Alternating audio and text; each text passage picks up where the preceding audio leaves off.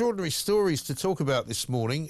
We've been catching up with the Sun story about the migrant taxis, which seem an extraordinary tale. Millions and millions of pounds being spent by local authorities up and down the country.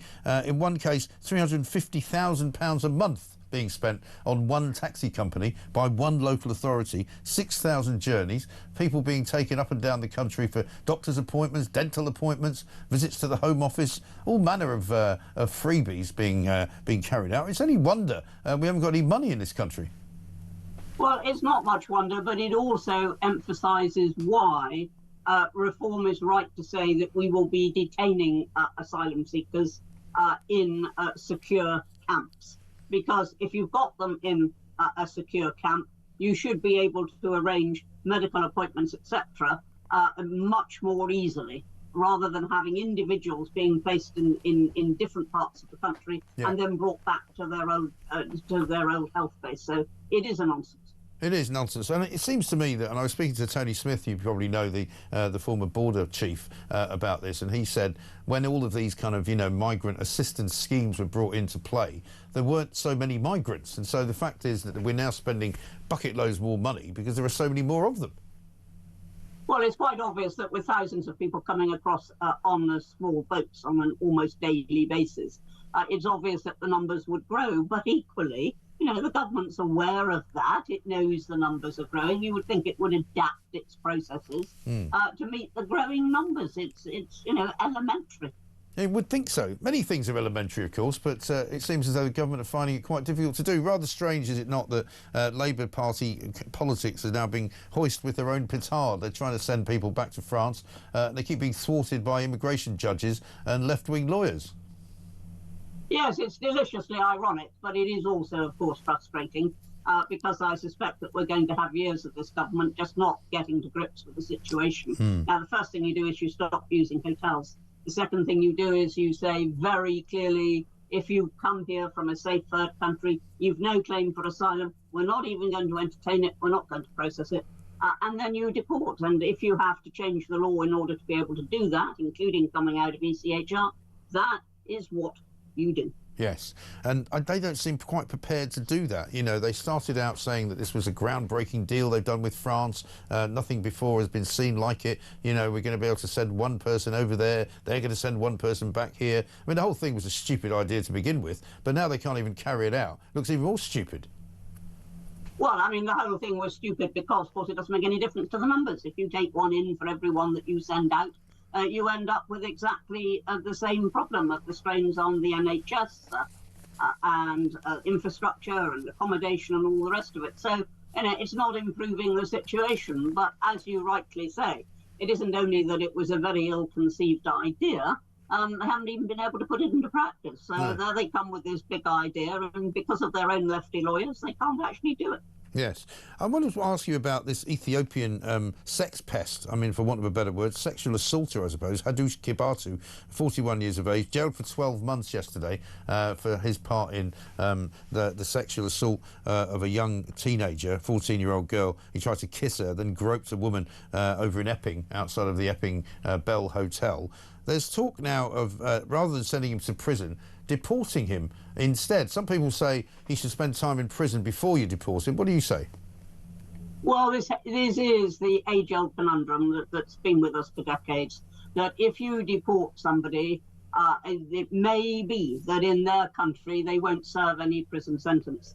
So unless you can absolutely guarantee that they're going to serve a sentence upon arrival in their own country, then you've got a choice. You can deport them, which means you get rid of the menace, but it also means they've paid no penalty. And so what would you prefer? I personally prefer, well, first of all, I prefer that you have an agreement with individual countries that where somebody is sentenced, then that sentence is carried out in their country. It's never that easy to do that. And so I would say, somebody should be imprisoned at least for a time before you deport them. Otherwise, they pay no penalty and they're laughing at the law.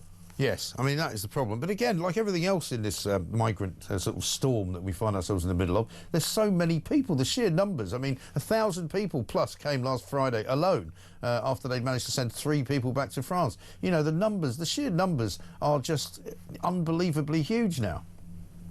Well, they are, and they're not going to get any better. I mean, that is the worrying thing. It's not as if we're going to be able to absorb what we've got. They're coming in, as I say, almost daily. And I've given the answer. You know, I can't do more than that. You held them in secure camps, you refuse their asylum claims, you deport them. That has got to be what, refuse, detain, report, as reform says. That has got to be the answer. Now, Keir Starmer doesn't want to admit that's the answer because it wasn't his, but it is the answer, and it's time it was done. And I've actually been saying it since 1999. Yes, you have indeed. Donald Trump said something interesting yesterday. He says that the West is going to hell over immigration. He made a speech to the United Nations. I'm sure you saw how he did it.